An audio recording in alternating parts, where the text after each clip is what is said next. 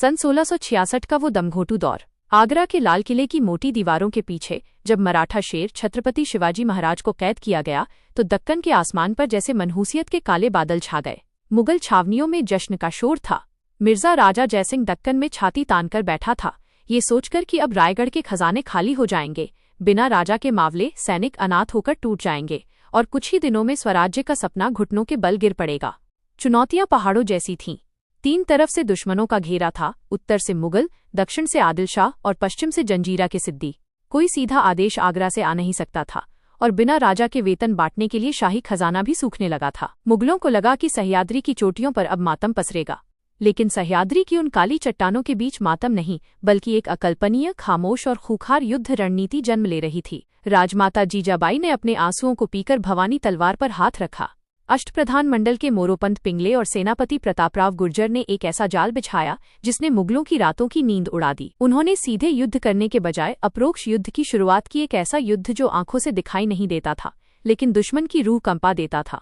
जरा उस खौफनाक मंजर की कल्पना कीजिए। रात का घुप अंधेरा, सह्याद्री के घने जंगलों के बीच से गुजरता मुगलों का एक विशाल हथियारों और रसद राशन का काफिला।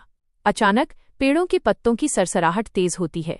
मुगल सैनिक मशालें उठाकर देखते हैं तो कोई इंसान नजर नहीं आता, सिर्फ सन्नाटा होता है। लेकिन तभी हवा को चीरता हुआ एक मराठा तीर सीधा मुगल सूबेदार की गर्दन के आर पार हो जाता है। कोई युद्धनाद नहीं, कोई हर हर महादेव का जयकारा नहीं, सिर्फ मौत का खामोश तांडव। मराठों ने अपनी बुद्धिमत्ता की पराकाष्ठा पार कर दी थी। उन्होंने अपने घोड़ों की टापों पर मोटे कपड़े बांध दिए थे ताकि चट्टानों पर दौड़ते समय कोई आवाज न हो। वे दिन भर गहरी खाइयों और कांटेदार झाड़ियों में बिना हिले डुले छिपकर बैठे रहते, पसीने और कीचड़ में सने हुए, भूखे और प्यासे। और जैसे ही मुगल सेना किसी संकरे घाट वैली से गुजरती, वे पहाड़ों के ऊपर से भारी पत्थर लुढ़का देते और पीछे से रसद लूटकर धुएं की तरह गायब हो जाते। एक बार एक बौखलाए मुगल सरदार ने एक पहाड़ी किले को घेर कर आवाज लगाई, तुम्हारा राजा आगरा की जंजीरों में है, हार मान लो।